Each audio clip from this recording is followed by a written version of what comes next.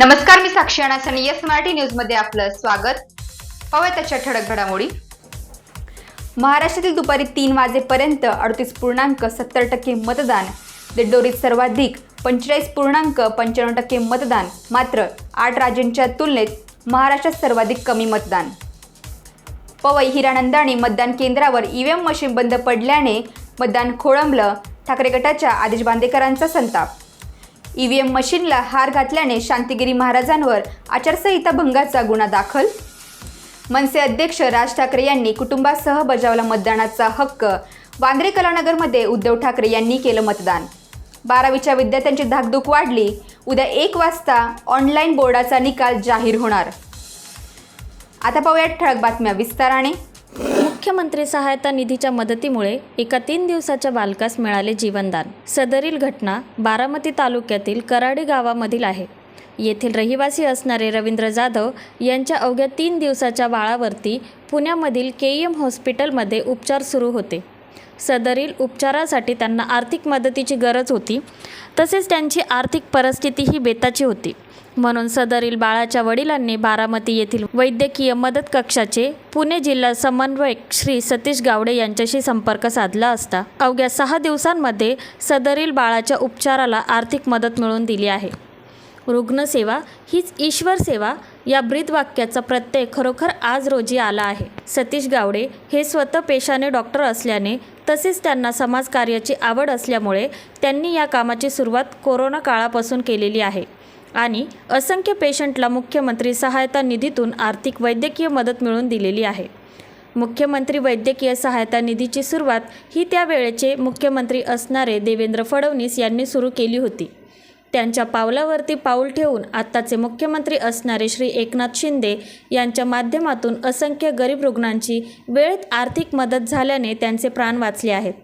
या कामी विशेष असे सहकार्य मुख्यमंत्री एकनाथ शिंदे, डॉक्टर श्रीकांत शिंदे, मुख्यमंत्री कार्यालयाचे OSD मंगेश चिवटे, मुख्यमंत्री कार्यालयाचे कक्षप्रमुख श्रीराम राऊत, तसेच ॲडव्होकेट गुलाबराव गावडे, पप्पू माने आणि वैद्यकीय मदत कक्ष पुणे जिल्हा समन्वयक सतीश गावडे यांचे लाभलेले आहे.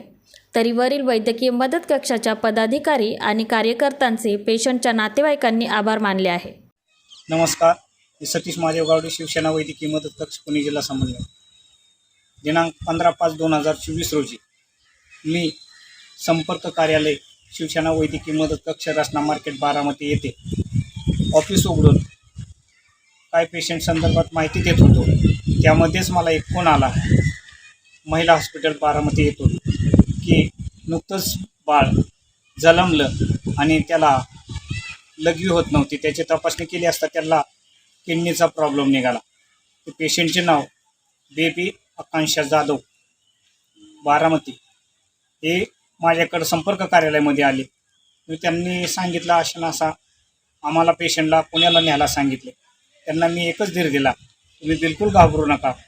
याच कामासाठी आदरणीय महाराष्ट्राचे मुख्यमंत्री एकनाथरावजी शिंदेसाहेब आणि मुख्यमंत्री कार्यालयाचे विशेष कार्यकारी अधिकारी श्री आमचे गुरुवर्य मंगेशजी चिवटे सर आणि मुख्यमंत्री कार्यालयाचे कक्षप्रमुख राम हरी राऊत सर हे खंबीर आहेत. तुम्ही फक्त मला उत्पन्नाचा दाखला, बाकीचे सर्व कागदपत्र जमा करा, तुम्हाला मी लागलीच ताबडतोब व तात्काळ पाठपुरावा करून मदत मिळवून देतो. त्यांनी माझ्याकडे सर्व कागदपत्र दिली. तर त्यांना पुण्याच्या KM हॉस्पिटलमध्ये त्या बाळाला ॲडमिट केलं. त्याच्यावर तिथं किडनीच्या ह्याच्यावरती अतिशय उत्कृष्टपणे सर्जरी झाली. आता ती बाळ एकदम व्यवस्थित आहे. त्यानंतर आम्ही सर्व पाठपुरा मुख्यमंत्री सहायता कक्षाकडे केला असता तेथील सहाय्यक आदरणीय श्री रवी सर, आदरणीय श्री स्वरूपजी काकडे सर, आदरणीय डॉक्टर निलेशजी देशमुख सर व सौ दीपाली मॅडम यांच्याकडे मी त्या पेशंट संदर्भात सर्व पाठपुरावा केला. त्यांनी लागलीच सर्व कागदपत्र तपासून अवघ्या 5 दिवसामध्ये जवळजवळ 50,000 रुपयाची मदत त्या बाळाला दिली. त्या बाळाला दिल्यामुळे खरोखरच मी मुख्यमंत्री आदरणीय श्री मंगेशजी चिवटे सर, राम हरी राऊत व तेथील मुख्यमंत्री सहायता कक्षाच्या सर्व स्टाफचं अभिनंदन करतो. कारण त्यांच्यामुळं या छोट्याशा चिमुकल्या बाळाला पूर्ण जन्म झाला. त्याबद्दल मी सर्वांचं अभिनंदन करतो. नमस्कार.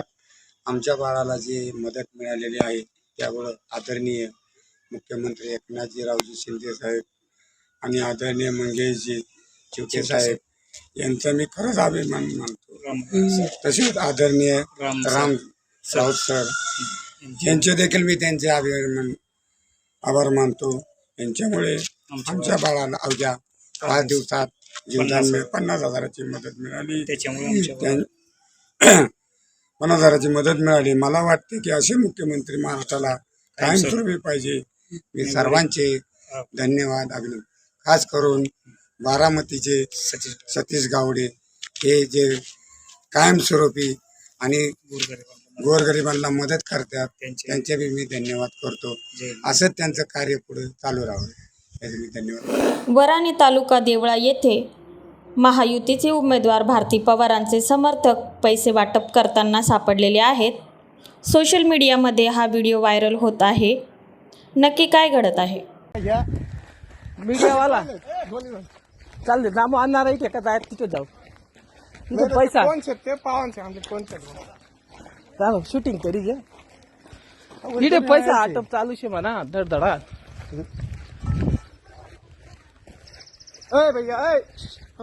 जाऊ दे मला घर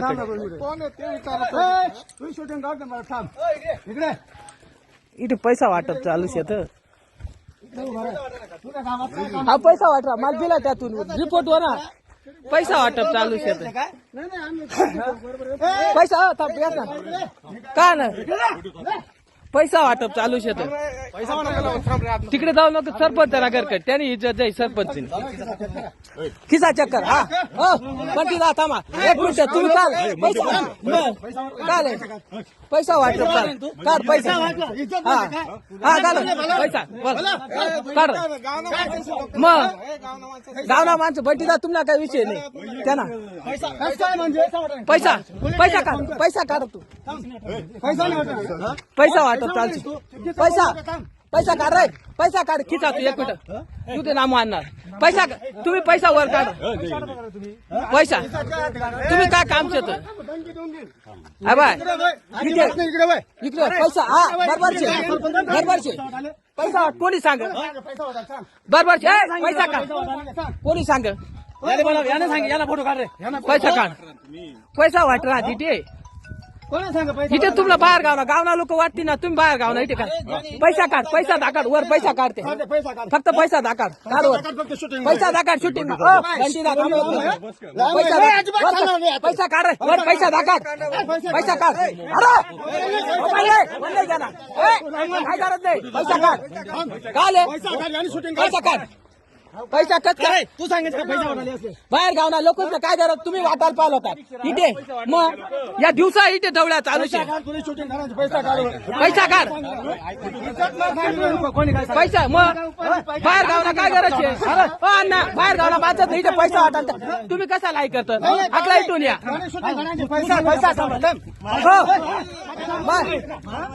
तुम्ही गाडी काढा ऍक्शन निघा नाही असे नाही करा बाहेर गावना दर पैसा काढ रे पैसा पैसा इथे तुम्ही दर वेळेस नसो बीजेपी ना लोक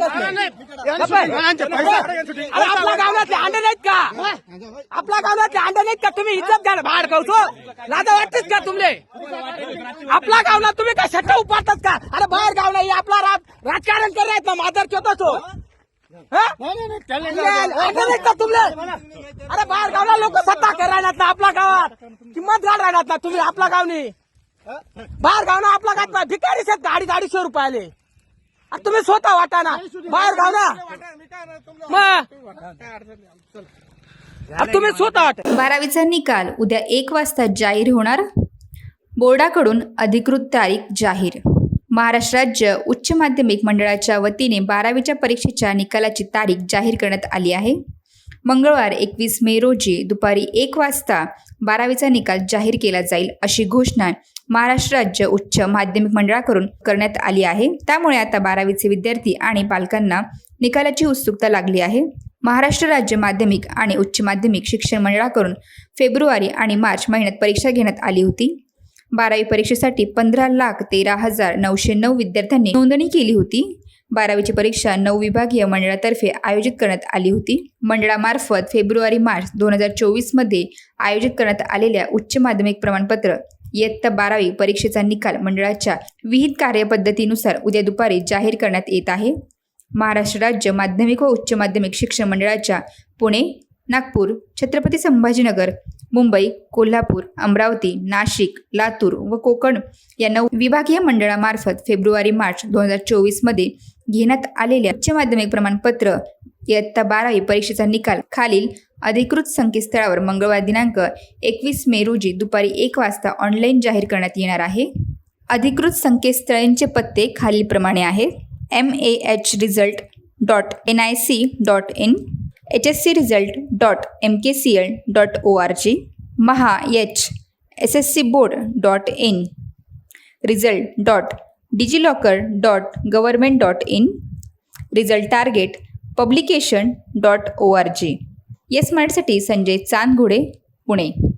दिंडोरी लोकसभा मतदारसंघाच्या सोनजाम तालुक्यात दिंडोरी येथील मतदान केंद्रावर 107 वर्षाच्या आजी यमुनाबाई शिवराम जाधव यांनी आपला मतदानाचा हक्क बजावला.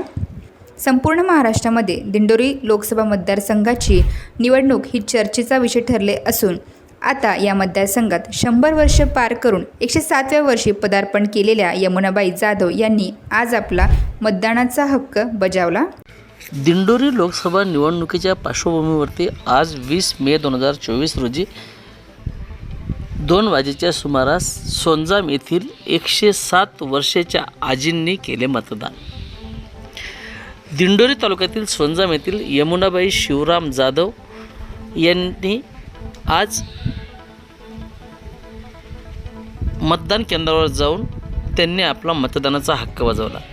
आजी 107 वर्षाच्या असून त्यांनी मतदानाचा हक्क बजावला. दिंडोरी. येस मराठीसाठी अतिथी संपादक शामराव सोनवणे, दिंडोरी. दिंडोरी लोकसभा मतदारसंघाच्या पार्श्वभूमीवरती दिंडोरी लोकसभेचे महाविकास आघाडीचे उमेदवार भास्कर मुरलीधर भगरे यांनी आपला मतदानाचा हक्क बजावला. यावेळेस त्यांनी नागरिकांनी जास्तीत जास्त मतदान करण्यासाठी घराबाहेर पडण्याची आवाहनही केले. 20 मे 2024 आपण पाहू शकतो सार्वत्रिक निवडणूक 2024 लोकसभा मतदारसंघातील दिंडोरी 122 मतदार केंद्रावरती आज 10:30 वाजेच्या सुमारास मतदार राजांच्या रांगा लागलेल्या आहेत. आपण पाहू शकतो की या ठिकाणी पोलिसांनी सुद्धा चोख बंदोबस्त ठेवला असून याच ठिकाणी आता मतदान प्रक्रिया ही सुरळीत सुरू आहे. सकाळपासूनच या ठिकाणी पोलीस बंदोबस्त निसी या ठिकाणी चोख बंदोबस्त ठेवून मतदान हे सुरळीत सुरू आहे. जिल्हा परिषद शाळा मुली यामध्ये आता मतदान सुरू आहे. काय सांगाल? काय नाही, आणि मतदान सुरळीत चालू आहे. इथं जिल्हा परिषद वनी मुली शाळेत 2 बूथ आहेत, 114 आणि 115. मतदान सुरळीत चालू आहे. पण पोलीस बंदोबस्त कसा आहे? पोलीस बंदोबस्त एकदम सुरक्षित आहे. सगळे लोक व्यवस्थित मतदान करत आहेत. गर्दी गोंगाट काय आता लाईन लागलेली आहेत. हे लाईन कधीपासून लागले? लाईन 1-1.5 तासापासून चालूच आहे. शांततेत मतदान? हो, शांततेत मतदान चालू आहे सर. हा जो मतदारसंघ आहे, या मतदारसंघामध्ये आदिवासी बहुल मतदारसंघ आहे. निम्मे तालुके आदिवासी आहेत, निम्मे तालुके सर्वसाधारण शेती करणारे आहेत. आज जर आदिवासी भागामध्ये पेठ, सुरगाणा, कळवण, दिंडोरीचा पश्चिम भाग या भागामध्ये दो पाऊस पडतो. 3000 मिलीमीटरच्या जवळपास पाऊस पडतो. परंतु आज मतदारसंघात फिरत असताना त्या भागामध्ये पिण्याच्या पाण्याची फार मोठी समस्या. महिला भगिनी 2-2, 3-3, 4-4 किलोमीटरवरती जाऊन पाणी आणून आपले पाण्याचा प्रश्न सोडवतात. आणि म्हणून भविष्यामध्ये जर पिण्याच्या पाण्याची प्रश्न सोडवणं असेल किंवा त्या भागातील मोठ्या प्रमाणावर होणारं स्थलांतर रोखवायचं असेल तर सिंचनाच्या सुविधा या मतदारसंघामध्ये करणं गरजेचं आहे.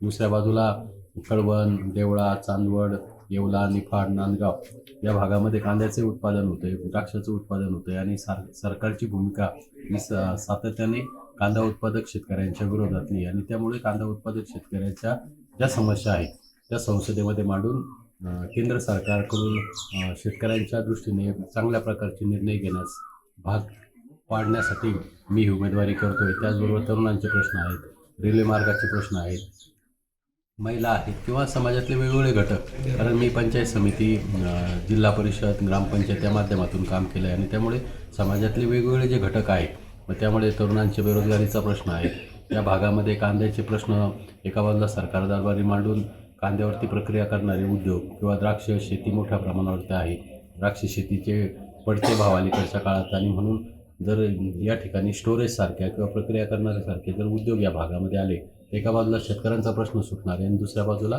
तरुण बांधवांच्या रोजगाराचा प्रश्न सुटण्यास मदत होईल.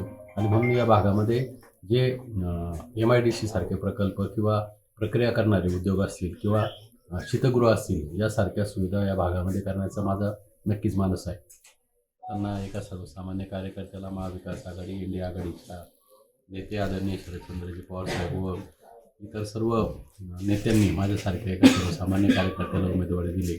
हा मतदारसंघ ग्रामीण मतदारसंघ आहे. आदिवासी असतील, शेतकरी असतील, समाजातील वेगवेगळे घटक, तरुण आहेत, महिला आहेत, या सर्वांच्या प्रश्नांना खऱ्या अर्थानं 20 वर्षापासून या मतदारसंघामध्ये विरोधी पक्षाचा खासदार निवडून जाऊन केंद्रात सत्ता असताना, राज्यात सत्ता असताना या भागातील प्रश्नांची सोडवणूक खऱ्या अर्थानं व्हायला पाहिजे होती, ती झालेली नाही. आणि म्हणून एक सर्वसामान्य कार्यकर्त्याला उमेदवारी दिली आहे आणि त्याचा नक्कीच सर्वसामान्य मतदार बंधू भगिनीमध्ये प्रचंड उत्साह आहे, आनंद आहे. आणि नक्कीच मला या निमित्ताने आपली सेवा करण्याची संधी मतदार बंधू भगिनी तुतारी वाजवणारा माणूस या चिन्हासमोरील बटन दाबून आपली सेवा करण्याची संधी देतील असं मला अपेक्षा आहे. 20 मे 2024 लोकशाहीचे आज उत्सव साजरा केला जातोय. आपण पाहू शकतो की वणी येथील प्राथमिक आदर्श शाळा या ठिकाणी मतदान हे सकाळी 7 वाजल्यापासून आता 10:30 वाजलेले आहेत, तर मतदारांचा जोश हा कायम पाहायला मिळत आहे. मार्केट कमिटीचे सभापती प्रशांत आप्पाकड यांनीही मतदान केले व गावातील ज्येष्ठ नागरिक यांनीही आपला मतदानाचा हक्क बजावला. आप्पा, काय सांगाल, आजची निवडणूक प्रक्रिया कशी चालू आहे? लोकशाहीची निवडणूक आहे आणि मी सर्व मतदारांना आवाहन करतो की आपण मतदानाचा अधिकार बजवावं व जास्तीत जास्त मतदान करून घ्यावं, एवढीच विनंती करेन. आता ज्येष्ठ नागरिक आहात, एकंदरीत आजचं इलेक्शन तुम्ही पाहतात, काय वाटतं? आजचं इलेक्शन म्हणजे एक शेतकऱ्यांच्या जी भावना आहे, उद्रेक झालेला आहे, त्याची ती जाणीव होण्याकरता हे इलेक्शन आहे. आणि तुम्ही सरकार कोणतंही म्हणजे स्वयंपूर्तीने शेतकरी जागृत झालेला आहे. हा, एकंदरीत आपण पाहू शकतो की स्वयंस्फूर्तीने शेतकरी जागृत झाले. भाऊ, आदिवासी संघटना सुद्धा एकवटलेल्या आहेत, काय सांगा?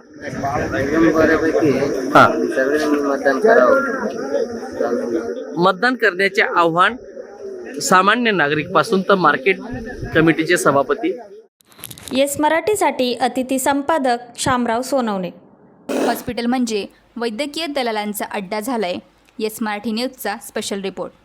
भारताचे वैद्यकीय क्षेत्र लवकरच कोलमडणार आहे असे 9 मार्च 2016 रोजी भारताच्या संसदीय समितीने स्पष्टपणे मान्य केले आहे. अलीकडचेच प्रकाशित संशोधन अहवालानुसार भारतात सुमारे 44% मानवी शस्त्रक्रिया बोगस, फेक किंवा अनावश्यक गरज नसतानाही केल्या जातात. याचाच अर्थ हॉस्पिटलमध्ये केल्या जाणाऱ्या जवळजवळ अर्धा शस्त्रक्रिया फक्त रुग्णांचे किंवा शासनाचे पैसे लुबाडण्यासाठी केल्या जातात. याच रिपोर्टमध्ये पुढील वर्गीकरण करून सांगितले आहे की भारतात केल्या जाणाऱ्या 55% हृदयाच्या शस्त्रक्रिया फेक किंवा बोगस असतात.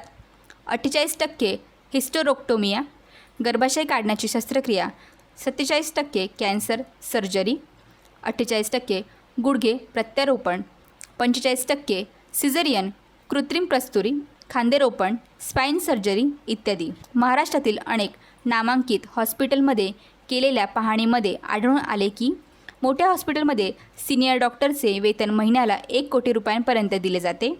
याचेच कारण जास्तीत जास्त रुग्णांना गरज नसताना अधिक तपासण्या, उपचार, ॲडमिट करणे आणि शस्त्रक्रिया करण्याला भाग पाडणाऱ्या डॉक्टरांचे वेतन अधिक असते. मृत रुग्णांना जिवंत दाखवून त्यांच्यावर उपचार करण्याचा असंख्य केसेसचा अभ्यास करून टाइम्स ऑफ इंडिया या वृत्तपत्राने एक रिपोर्ट प्रकाशित केला आहे.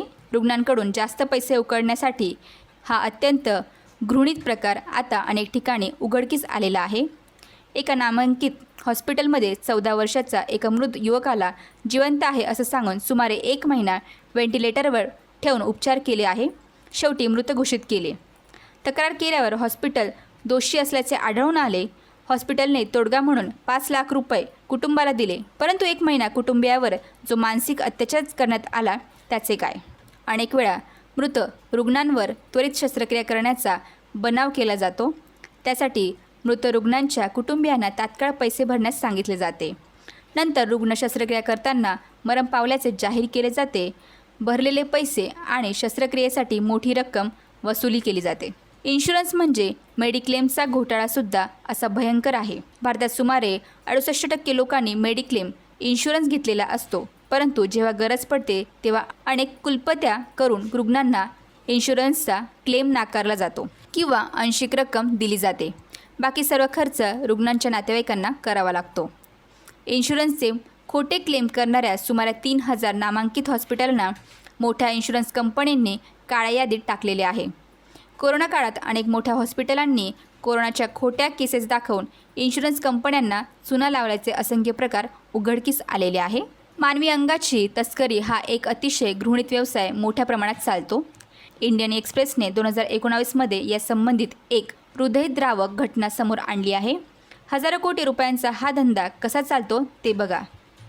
संगीता कश्यप या कानपूरच्या महिलेला नामांकित कंपनीत नोकरी देण्यासाठी दिल्लीला येण्याची सूचना केली. कंपनीमध्ये नोकरी अगोदर त्या महिलेचे संपूर्ण हेल्थ चेकअप करण्यासाठी दिल्लीतील अत्यंत नामांकित फॅसिलिटीज हॉस्पिटलला जाण्याची सूचना केली. संगीताला रितसर रुग्णालयात भरती करण्यात आले, परंतु सुदैवाने शेजारी खोलीत डॉक्टरचे डोनर वगैरे बोलवणे तिच्या लक्षात आल्यावर तिने तिथून पळ काढला.